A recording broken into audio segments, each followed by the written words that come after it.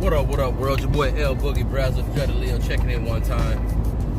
So I'm en route to an install right now, and so I want to do a quick video, just touching base on a topic that I've been having conversations with some friends and associates with as of recently, and that being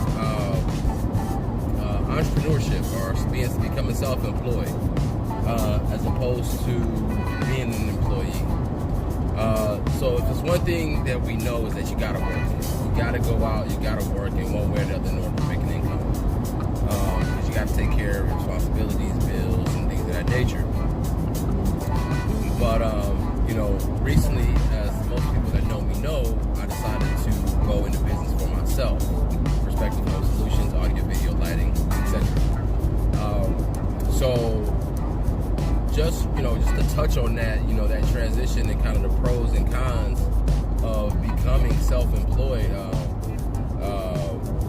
Well, first of all, when I first came across the idea, of course, I was previously working for a company. I felt like I could do the work, plus some other features to the company, did the work on my own. So, I had a conversation with my wife, and we determined that, it was a good time to kind of take that leap of faith. And that's exactly what it is. It's a leap of faith, especially when you're in a position like we were in. We didn't have a whole lot of money saved up. We just knew what we wanted to do, and I knew what I didn't want to do anymore. And what I didn't want to do anymore was punch the clock to build somebody else's business, to make somebody else rich. So, I got tired of that. I mean, this concept isn't for everybody. Entrepreneurship, working for yourself, is not for everybody. You got to be driven, have a vision and a plan to do it. I don't knock being an employee because you got to work, you got to eat, you got to grind. So let me just say that. A lot of hard-working people out there working for companies, and they go to work every day to do a job, and they take pride in their work, that they just may not be 100% satisfied with that company or being that employee. But in that case, if you have a skill set or something that you feel like you can make a living doing on your own, I would just encourage you to do some research, look at the demand in your area, and see what's the demand for you and the potential for you working for yourself. Pros and cons. So definitely. Let's start with the cons. The cons to being self-employed, I would definitely say, is the unknown, because you start out on this glorious journey of being self-employed, and you feel like you're gonna go and build this business, and you're gonna make a bunch of money, and you don't have to worry about being an employee no more. You can get off the hamster wheel, and just you're now self-sufficient. That is true and not true at the same time. So you don't get off the hamster wheel. That's for one thing. And you actually have to work harder.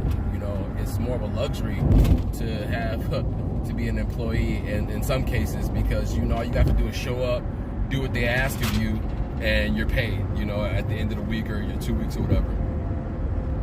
Being self-employed, you got to go out and get that business. You have to seek out the customers. You have to get the new business, and if you don't work, you don't eat. You don't get the clientele. You don't get any money in, and that's pretty much the gist of it, point blank, period. So, that's on the con side. You do have to work harder being an employee, being an entrepreneur. But at the same time, one thing that for me that I found like I gained the most out of is time. Now, you don't want too much time on your hands, because once again, if you got too much time on your hands, you're not making money.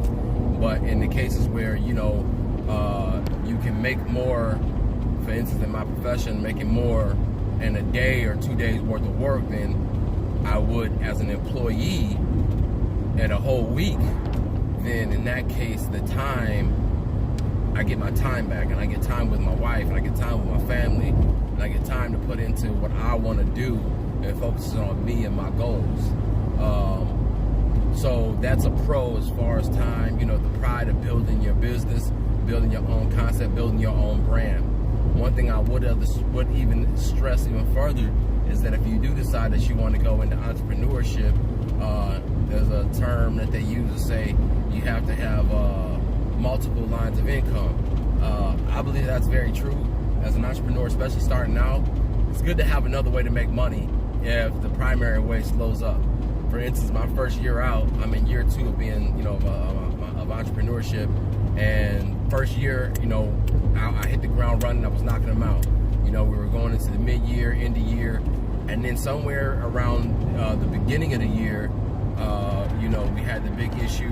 Well, of course, it's, the holidays, people recover from the holidays, as well as, government shutdown. So a lot of people's finances really took a hit in regard to what they have income-wise. So no one was really looking to spend money, and I'm in the business of people spending money. I'm doing a service, so people usually don't spend money when they're getting hit in their pockets. So I took a hit. So having another line of income I found was beneficial. For instance, I do security work, contract work. Companies need personnel on a particular site. I will go and fill that slot for the time needed. Still not an employee, but contract work. As well as drive and lift, rideshare. Believe it or not, rideshare is a good asset if you're willing to look at it as, more than a side hustle. You don't have to necessarily be full time, but if you can, it'll help make the ends meet in the event of a slow or a dry season as far as being self-employed. So I definitely encourage that if you are going to go the route of being a self-employed person. But definitely, there's tremendous upside. Kind of know what you're getting into. I found that I have just as much as proud days as I have some more leaning on my faith days, because like I said, sometimes work will dry up. And although we haven't gotten to the abundance yet, we're kind of in a sustaining position where we're making enough just off of my income that we can make it. We're getting it done, but we don't have the abundance. So with the wife deciding to go back to work or whatnot, that greatly helps our situation. But as far as being a personal individual, you personally being an entrepreneur in your family, if you can find that field or that skill set you have that people will pay you to do, I highly encourage you taking the opportunity to look into, the option of owning your own business. Even if you do like a soft launch and, don't leave the company that you're working for yet, and maybe do some business on the side on the weekends, kind of like how I started.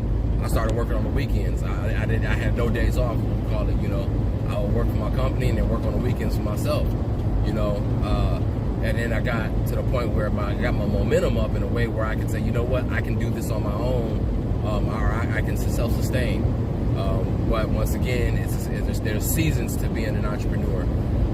I believe that once you can avoid the seasonal change, the income change, the people whether they want to use your service or not, the ability to be flexible with that will really decide your success as an entrepreneur.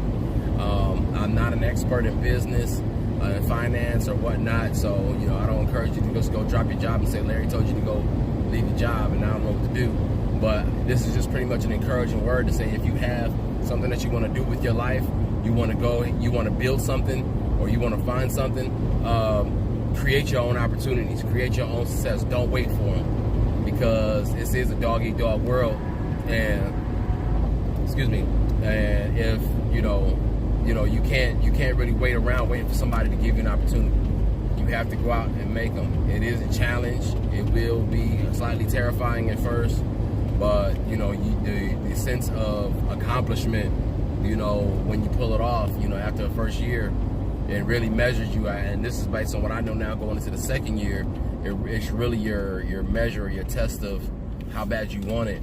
And so again, just my little 2 cents on how I feel about being a business owner, and no longer being an employee working for somebody else. Like I said, I definitely encourage it for anybody who may want to pursue their own business or get out from up under employee, mindset. Definitely suggest that or recommend it. So this is all I got for now, my 2 cents.